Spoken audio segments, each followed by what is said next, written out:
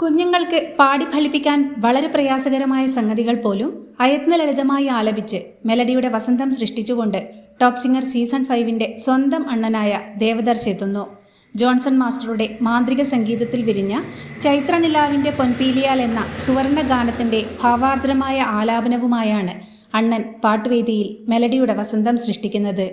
അണ്ണന് വെല്ലുവിളി ഉയർത്തിക്കൊണ്ട് ഒരെതിരാളിയും പാട്ടുവേദിയിലെത്തുന്നുണ്ട്. സ്പൈഡർമാൻ്റെ വേഷത്തിലാണ് അണ്ണൻ്റെ എതിരാളി പാട്ടുവേദിയിലെത്തുന്നത്. റിമിമോളെ ചൊല്ലി അണ്ണൻ്റെയും സ്പൈഡർമാൻ്റെയും ഒരു തുറന്ന പോരിനും രാഗവേദി സാക്ഷ്യം വഹിക്കുന്നുണ്ട്.